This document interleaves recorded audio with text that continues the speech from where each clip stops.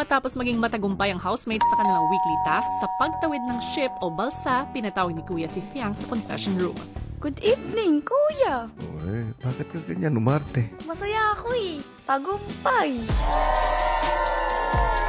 Eh, ano na ngayon? Kuya! Pinag-usapan natin. Pag nanalo kami, sabi mo, yung video greet natin kay JM sa birthday boy.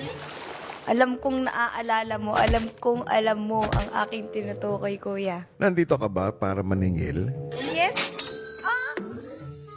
Anong pakiramdam mo? Nagtagumpay kayo? Kuya, nung unang kinakabahan-kabahan ako. Ngayon, sobrang saya ko. Talagang nung nagpe-pray ako, sabi ko, Lord, bigay niyo na sa akin to. Birthday ni JM din. Ipa-birthday mo na to sa kanya. Sige na, please. Para hindi din ako mapahiya kay Kuya. Oh, sinama kita sa prayer ko, Kuya. Congrats sa inyo. Thank you. Congrats sa'yo. Thank you. Kinikilig ako. OA talaga. Dahil napagtagumpayan mo ang kasunduan natin, makukuha mo ang hiniling mo para kay JM. Thank you, Kuya. Para ko nanalo ng loto. OA. Thank you, Kuya. Bye.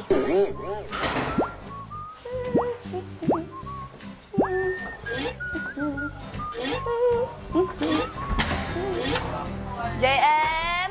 JM? Di ba? Huh? Hindi. Ano, mag-ayos ka daw, sabi ni Kuya. Kasi kakausapin tayo mamaya ng formal about our task. Ba't pipubuto ko eh?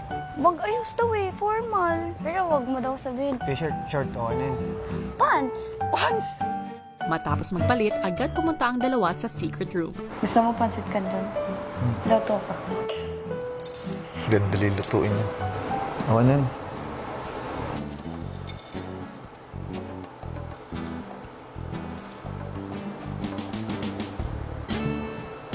Tik nap not knock.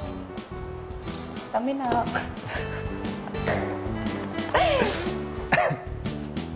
Nakot. Tanong ka ng tanong!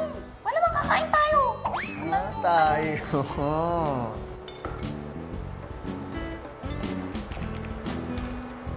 Hindi rin ako nakain pag nasa. Sarap! Siyempre, mix-mix muna. Huwag ka na lang kumain. Doon ka na lang sa labas kumain. Sit down.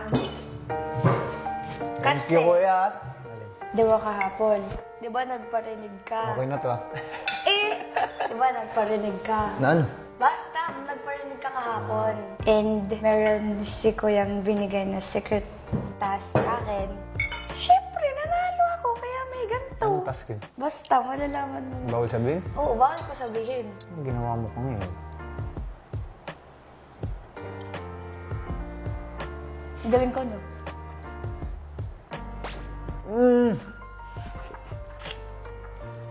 Thank you, Lord! Yup. Tapos, yung nagawa ko ngayon, makikita mo siya mamaya. Ah, bagay! Feeling ko ma-appreciate mo siya. Mamaya mo pa siya makikita. Namin ko mga Takdang panahon. Sana ma-appreciate mo siya. Ito pwede i-take out. Uy, kain na muna. Ba't mo ita-take out? Magtataka yun sila. Kuya, pwede na po ba? Tapos na po kasi siya kumain. Ah. Hi JM, happy birthday anak. Alagaan at mahalin mo lang ang sarili mo dyan gaya ng pagmamahal mo sa amin, ng mga kapatid mo at family mo dito sa labas. Maging masaya ka lang anak at kontento sa kung ano man ang binibigay sa iyong Panginoong Jesus. Maging matatag ka sa lahat ng pagsubok upang mas madali mong maabot ang iyong mga pangarap. Palagi mo lang anak tandaan na hindi naman ibibigay ni Lord sa iyo kung hindi para sa iyo. Siyempre anak, piliin mo maging mabuting tao sa lahat ng pagkakataon dahil walang imposible kay Lord. So yun anak, happy birthday ulit sa'yo. Mahal na mahal namin at sobrang miss na miss ka na namin. I love you!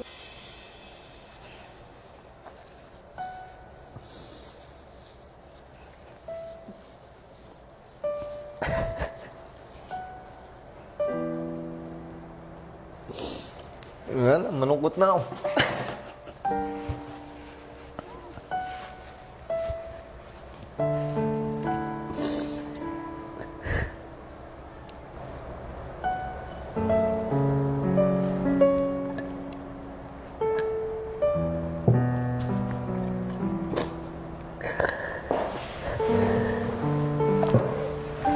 birthday.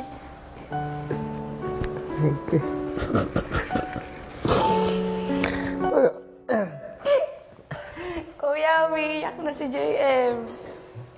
Pinamiss mo lang sa akin, mama ko eh. Kaya nga ako kinakabahan kanina. Kasi di ba nanalo tayo sa weekly task, 50-50. So hindi ko alam if makukuha ko ba yung video grade or hindi. Ganyan ka pala umiyak, siya. Ganyan ka pala umiyak. Kasi namimiss ko yun eh. Hindi ko na iniisip, parang hindi ko mamimiss eh. Siyempre, birthday mo naman. Why not? May na kita ko si mama. Oh, at least, birthday mo. Kasi ako kasama mo mag-celebrate. Ganyan ka. Oo naman. Kung hindi, luwa mo yan. Dapat nga ngayon, mas lumakas yung loob mo kasi nakita mo ang mami mo na okay naman. Dapat mas naging strong ka. JM at Fian, Kuya. tapos na ang oras. Thank you, Kuya. Thank you, kuya. Happy birthday again.